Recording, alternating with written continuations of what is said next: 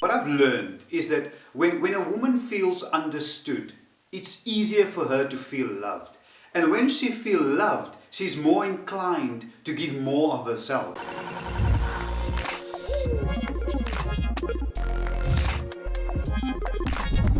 Hi everybody, this is Life with Leonard and welcome to another episode. Now on this channel, I strive to motivate and inspire you to become the best version of yourself. And today's episode is definitely no different. In fact, today is the second episode in our Better series. In the first episode, I shared with you 10 ways to be a better dad. And I'm going to leave a link to that episode in the description below. But this is all about today. I'm going to share with you 10 ways to be a better husband.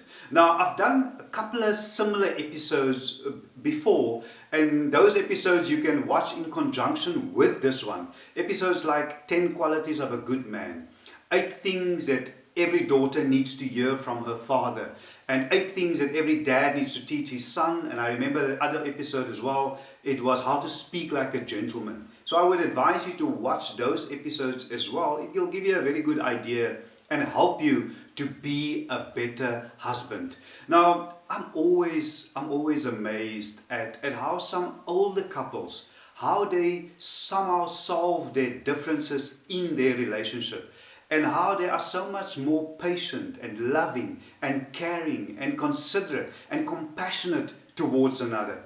But I guess, the older generation, they come from an era where when something is broken, you don't necessarily go out and replace it. You fix it. And the same apply, I guess, to marriages as well. Now, I am no Dr. Phil, but I've been married for about close on 20 years. And today's episode is based obviously on my own experience, but also my sphere of influence. And that is my parents and my in-laws. And I'm still blessed to have both sets with us. And combined, they've been married for about almost 90 years. And 45 years the one couple and 45 years the other. And with the 20 years, so that will be, 110 years? 110 years of experience I'm going to share with you today. What I've learned is that when a woman feels understood, it's easier for her to feel loved. And when she feels loved, she's more inclined to give more of herself. So when things go sour, rather than looking to get a new replacement right away, you should instead focus on what you can control, how you can improve your relational mechanics, how can you be more patient towards your wife, more thoughtful and more loving. But before we get to today's episode, can I kindly ask you, if you haven't, to please subscribe to my channel, to like this video, to share it, and leave your comments in the comment section below. It's easy to subscribe. You can just hit that subscribe button in the bottom right hand corner of your screen, and please remember to hit the all notifications, and that way you will be notified and you won't miss out whenever I upload new videos. So number 1 is understand your role as a protector. Now, as a husband, you should be concerned over the well-being of your wife. She is your responsibility to care for, to nurture, to protect. Now wives, if your husband should call you and ask you where you are, it's not because he doesn't trust you. It's not because he doesn't want you to go out. No, it's because he has a built-in inclination to protect you. It is, everything under his auspices is his responsibility. He wants to make sure that he present his family back to God and tell him that I've kept what you've given me. I have multiplied. I have nurtured them. I have done so to your glory. So if you want to be a better husband, you need to understand your role as that protector, protecting against the enemy, protecting against fraud, protecting against stress. And many a times, some of these battles and some of these things that you are protecting them from, you do so in silence. They're not even aware of it. Many a times, because you are the first line of defense, these things will hit you first. And they might not even feel anything. They are completely oblivious to the storms that are raging, because you take your responsibility as the protector very serious. And remember, guys, that a good man is recognized for the fullness of his worth upon his departure. And the second point is, if you want to be a better husband, understand your role as a provider. I'm not talking about provisions. It's not tangible. It's more than money. It's much more than money. If you want to be a better husband, you need to provide wisdom, friendship, counsel, insight. You need to provide perspective. You need to have a giving spirit and adding value to your wife's life. Her life should be richer and fuller because you are in it. And have you ever wondered, why do you think many marriages last for more than a lifetime? Even when many times couples have financial difficulties, they have huge challenges. Often the wife earns more money than the husband, but it lasts because the husband also contributes. He provides in a way that money can't do. If you want to be a better husband, you need to be sensitive to the needs of your wife. You need to be considerate, compassionate, and caring towards her. And the third point is, if you want to be a good husband, you need to honor your wife. Honor defined is to hold with great respect. Now let me put it to you guys in layman terms. If you don't want to get married, then please just don't get married. Because if you still want to live and act like a single guy, then just please stay single.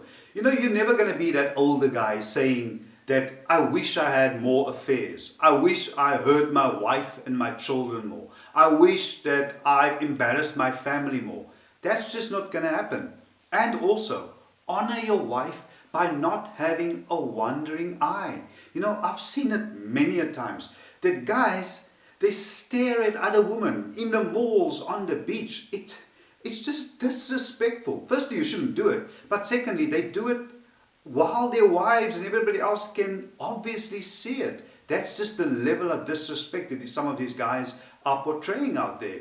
And also need to respect and honor her physically. Don't push her. Don't force yourself on her in any way, including sexually. And honor her in the way that you speak. Speak with respect. If you have to correct her, don't do it in front of other people. I've seen, and so many guys, and men, talking to their wives in such a disrespectful, derogatory way, demeaning way. It is embarrassing. And don't do it. That's not honoring your wife. If you want to be a better husband to your wife, you need to stop that. And number 4 is try some creative ways to tell your wife that you love her. And don't assume that she knows. And even if she does, hearing it from you will just spark the flame. I've never met a woman, I don't know, and I don't think they exist, who will complain that my husband loves me too much. He tells me too many times and show me too much compassion, too much love. He cares too much about me. I've never heard that. I'm sure that woman does not exist. So show her and be creative in it. And here are some tips. Slip a card or love note into her purse at the beginning of the day. Make the bed and put a single rose on her pillow. Figure out obscure anniversaries like the first date, engagement day, the day you moved into your new house, and then make a big deal of celebrating together. And number 5 is plan some fun. It's so important that you remind your wife every day and assure her of your love for her and remind her why she chose you. And when I talk about plan some fun, these fun activities, it doesn't have to be expensive. Many of these activities won't even cost you a cent. Simple things. Take a late night stroll on the beach. Walk in the park. Go play some putt-putt. Some board games. Go buy her ice cream. Use your imagination. It's like dating all over again. Keep that fire burning. And you can do it. And this is your wife. Spoil her. Number 6. Make an effort to find out more about your wife. A lot of you guys, a lot of men out there, they know a lot more about the sisters at church, the secretary at work, and the ladies in the gym. But if I had to ask them, what is your wife's favorite song? What is her favorite band? What is her favorite movie? What is the last book that she read? What is that fancy restaurant that's on her bucket list that she's dying to visit? What's her favorite meal? Or if I were to tell her now that, money is no option, you can go on a holiday next week, where would she go? You don't know, but you know so much about other women. And the one that you are supposed to care for is like a stranger to you. You know, it reminds me of a story that my grandmother told me. My grandmother passed away a couple of years ago. She would have been 90 years actually this year. And she used to say, my grandfather passed on before her, but she always used to say, she said, they used to sit on the porch or the stoop, depending on which part of the world you're from. They used to sit on the stoop, and then they would be sitting there in silence for hours. And then after a long while, she would open her mouth, about to say something. Then my grandfather will open his mouth, after they've been sitting in silence for hours, and he would say exactly the same thing that she wanted to say. And that is the result of a very close-knit and intimate relationship. That is the results of people who really deeply care for one another, who are open and accessible to another.